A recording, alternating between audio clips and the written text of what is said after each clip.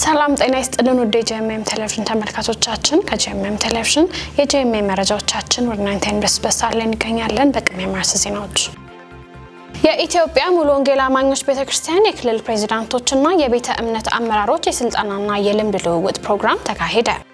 የዓለም አቀፍ ሚስዮን ትብብር እንቅስቃሴ ስልጣና ተሰጠ። ፊልጵስዩስ ቤተክርስቲያን 12ኛ ዓመት የምስረታ ክብረ በዓሏን አከበረች። ከውጭ በመካከለኛው ምስራቅ ውጥረት የተባባሰ ባለበት በአሁኑ ጊዜ የቤተክርስቲያን እንቅስቃሴ መቋረጡ ተገለጸ። መረጃዎቹን የሱስና ያስ ወደ እናንተ ያደረስኩኝ አብራችሁ ቆይታ አድርጋለሁኝ። አብራችሁ ነው። የኢትዮጵያ ሙሉ ወንጌል አማኞች ቤተክርስቲያን የክልል ፕሬዝዳንቶችና የቤተ እምነት አመራሮች የስልጣናና የልምድ ልውውጥ ፕሮግራም በደቡብ ኦሮሚያ ክልል በአዶላና በሻኪሶ ከተሞች ተካሂዷል።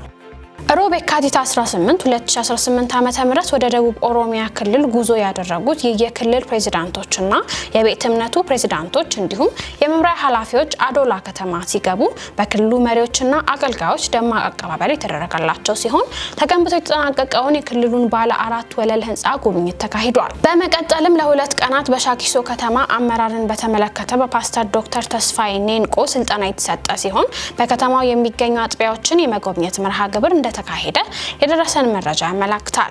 በፕሮግራሙ ላይ የተሳተፉ የክልል ፕሬዝዳንቶች እንደተናገሩት በክልሉ ስላለው ሰፊ የወንጌል ስራና ፈጣን እድገት እግዚአብሔርን አመስግነው ብዙ ልምዶችን እንደቀሰሙና ተመሳሳይ የልምድ ልውውጦች በሌሎች ክልሎች ሊቀጥሉ እንደሚገባ ተናግረዋል። መረጃው የኢትዮጵያ ሙሉ ወንጌል አማኞች ቤተክርስቲያን ነው። የዓለም አቀፉ ሚስዮን ትብብር እንቅስቃሴ ስልጣና በታይላንድ ሀገር ቺያንግ ማይ ከተማ ተካሄደ።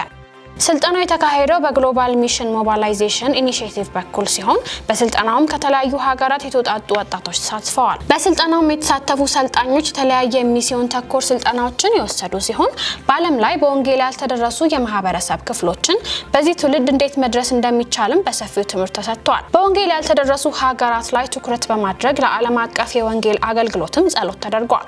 ለ10 ቀናት በተለያዩ ሚስዮን ተኮር ከተሰጠው ስልጣና ጎን ለጎን ሰልጣኞች በታይላንድ ሀገር ቺያንግ ማይ ከተማ የሚገኙ ታሪካዊ ቦታዎችንና የዱር እንስሳት ፓርኮችን ጎብኝተዋል። የኢትዮጵያ ወንጌላዊት ቤተክርስቲያን መካነ ኢየሱስ የልጆችና ወጣቶች አገልግሎት መምሪያ ዳይሬክተር ቄስ ወንድማገኝ ኡዴሳ በስልጣናው በመሳተፍ የቤተክርስቲያኒቱ የአገልግሎት ልምድ አካፍለዋል። የግሎባል ሚሽን ሞቢላይዜሽን ኢኒሺየቲቭ ቤተክርስቲያናትን በዓለም አቀፍ የሚስዮን አገልግሎት ላይ የትምህርትና ስልጠና ድጋፍ በማድረግ ለታላቁ የወንጌል ተልዕኮ የሚያስታጥቅ አገልግሎት ነው። መረጃው የኢትዮጵያ ወንጌላዊት ቤተክርስቲያን መካነ ኢየሱስ የልጆችና ወጣቶች አገልግሎት ነው። ፊልጵስዩስ ቤተክርስቲያን 12ኛ ዓመት የምስረታ ክብረ በዓሏን አከበረች። ዳንኤል አንተነህ ዝራለው። ፊልጵስዩስ ቤተክርስቲያን ሰኞ የካቲት 23 ቀን 2018 ዓ.ም የተመሰረተችበትን 12ኛ ዓመት የምስረታ ክብረ በዓሏን በደማቅ ስነ ስርዓት አክብራለች። ክብረ በዓሉ በአዲስ አበባ ቦሌ ቡልቡላ ፓርክ የተካሄደም ሲሆን መርሃ ግብሩ በጸሎት ተከፍቶ የአምልኮና የምስጋና አንድነት ጊዜም ተደርጓል። በፕሮግራሙም የቤተክርስቲያኗ ምዕመናንና አገልጋዮች ከአምልኮ መዘምራን ጋር በመሆን ጉባኤውንም መርተዋል።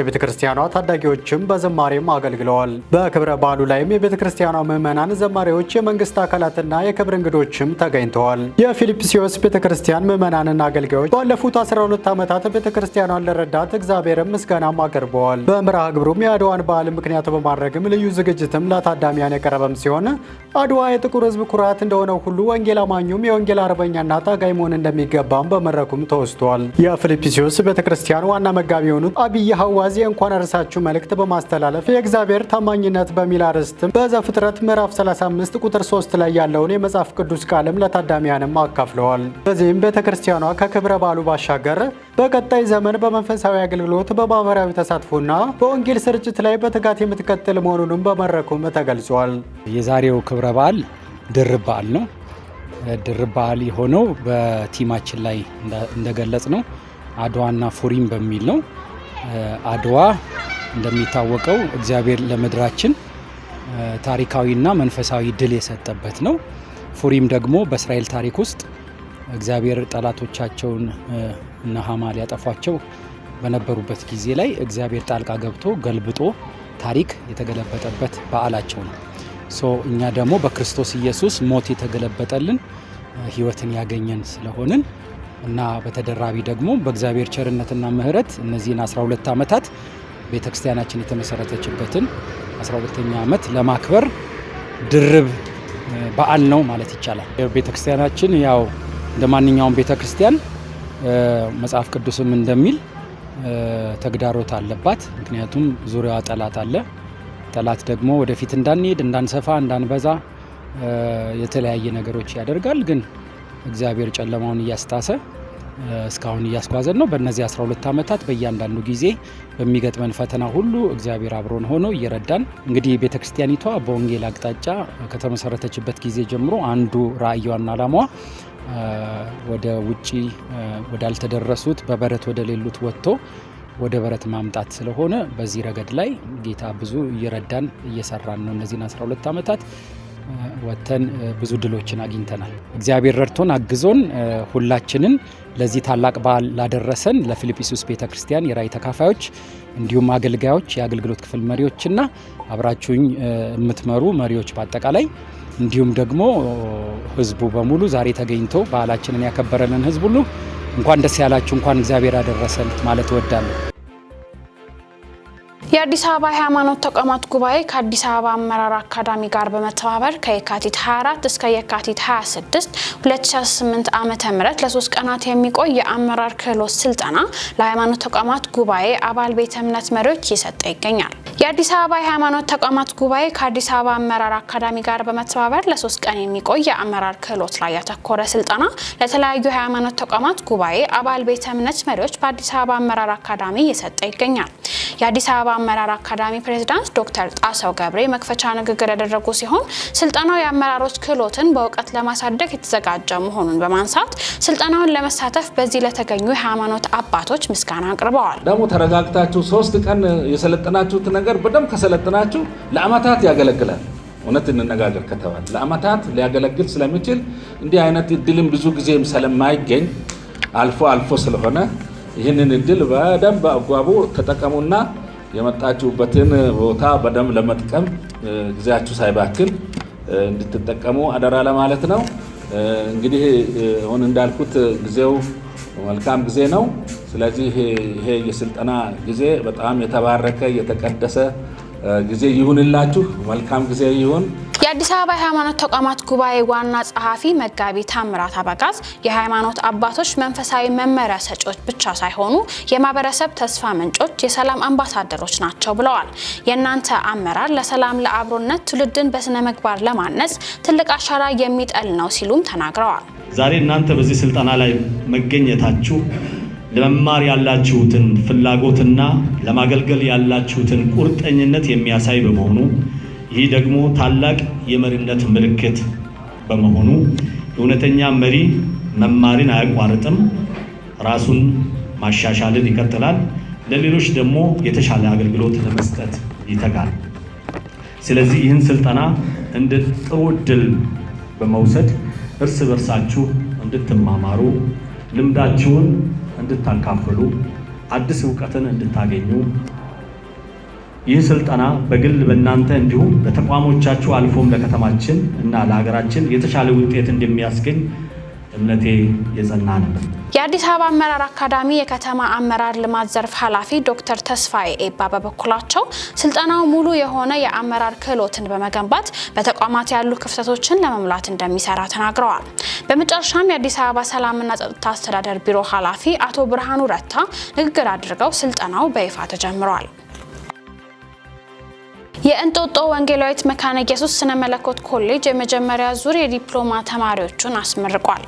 ለበርካታ ዓመታት በሰርተፍኬት ደረጃ ሲያሰለጥን የቆየው የእንጦጦ ወንጌላዊት መካነ ኢየሱስ ስነ መለኮት ኮሌጅ የትምህርት ደረጃውን በማሳደግ በዲፕሎማ መርሃ ግብር ለ3 ዓመታት ሲያሰለጥናቸው የቆዩት 23 ተማሪዎችን ለመጀመሪያ ጊዜ አስመርቋል። በምረቃው ስነ ስርዓት ላይ የኮሌጁ የቦርድ አባላት፣ ጥሪ የተደረገላቸው እንግዶችና የተመራቂ ቤተሰቦች ታድመዋል። የኮሌጁ የቦርድ ጸሐፊ አቶ ደረጃ አድማሱ እንደገለጹት ኮሌጁ በዲፕሎማ መርሃ ግብር ተማሪዎችን መቀበል ከጀመረ 3 ዙር ያስቆጠረ ሲሆን የዘንድሮ ምረቃ ግን የ3 ዓመታት ትምህርታቸውን ላጠናቀቁ ተማሪዎች የመጀመሪያው መሆኑን ገልጸዋል። ይህም ተቋሙ የትምህርት ጥራቱንና ደረጃውን ለማሳደግ እያደረገ ያለውን ጥረት የሚያሳይ መሆኑን ጠቁመዋል። የኮሌጁ የቦርድ ሰብሳቢ መምህርት ሰብለ ወንጌል በላቸው በበኩላቸው ኮሌጁ ተደራሽነቱን ለማስፋት በርቀት ትምህርት ስልጠና ለመጀመር ዝግጅት እያደረገ መሆኑን አብስረዋል። በተጨማሪም በምረቃው ዕለት ከፍተኛ ውጤት ላስመዘገቡ ተማሪዎች ልዩ ማበረታቻ መዘጋጀቱን ገልጸው ከአንደኛ እስከ 3ኛ በመውጣት በከፍተኛ ማዕረግ የተመረቁ ተማሪዎች የመጀመሪያ ዲግሪ ነጻ የትምህርት ዕድል ተመቻችቶላቸዋል። ይህ ነጻ የትምህርት ዕድል የተገኘው በማህበረ ምዕመናኑ አማካኝነት መሆኑ ተገልጿል። ተመራቂ ተማሪዎች በበኩላቸው በቆይታቸው ደስተኛ መሆናቸውን ገልጸው የተሰጣቸውን የነጻ የትምህርት ዕድል ለተጨማሪ ስኬት እንደሚጠቀሙበትና ለተደረገላቸው ድጋፍ ምስጋና አቅርበዋል። የጄኤምኤም መረጃዎቻችን እንደቀጠሉ ናቸው። አሁን ደግሞ ከውጭ ያገኘናቸው መረጃዎች እናልፋለን። በመካከለኛው ምስራቅ ውጥረት የተባባሰ ባለበት በአሁኑ ጊዜ ቤተክርስቲያን እንቅስቃሴ መቋረጡ ተገልጿል። በመካከለኛው ምስራቅ እየተባባሰ በመጣው የደህንነት ውጥረት ምክንያት በስፍራው ያሉ ሁሉም የቤተክርስቲያን እንቅስቃሴዎች በጊዜያዊነት ተቋርጠዋል ተብሏል። የክልሉ ሐዋርያዊ ቪካር ለምዕመናን በላኩት ደብዳቤ ክርስቲያኖች የተከሰቱ ፍንዳታዎችን ተከትሎ ጥንቃቄ እንዲያደርጉ አሳስበዋል። ኤጲስቆጶሱ በመልእክታቸው ሁሉም አማኞች እንዲረጋጉ፣ በጸሎት እንዲተባበሩና የሁሉንም ሰው ደህንነት እንዲከታተሉ በመግለጽ መመሪያዎች በጥንቃቄ መከተል ይገባል ብለዋል። ኤጲስቆጶሱ በተለይም ለተጋላጭ ማህበረሰቦች ልዩ ጥንቃቄና ከዓለም አቀፍ ማህበረሰብ የጸሎት ድጋፍ እንዲደረግ አበረታቷል። በቀጠናው ተባብሶ በቀጠለው ውጥረቱ የሚሳኤል ልውውጥ ተጨምሮ እየተባባሰ መሆኑ ተገልጿል። በዚህም ባለስልጣናት ሁኔታው እስኪረጋገጥ ድረስ ህዝቡ ተሰብስቦ የሚደረጉ ማህበራዊና ሃይማኖታዊ እንቅስቃሴዎች እንዲቆጠቡ አሳስበዋል። ዘገባው የክርስቲያን ፕሪሚየር ኒውስ ነው። በተመሳሳይ መረጃ በኢራን እስራኤልና አሜሪካ ጦርነት የኢራን ክርስቲያኖች የሀገሪቱ ከፍተኛ መሪ አያቶላህ አሊ ሀሜኒ መገደላቸውን ተከትሎ ብርቱ ጸሎት ላይ መሆናቸውን ገልጸዋል።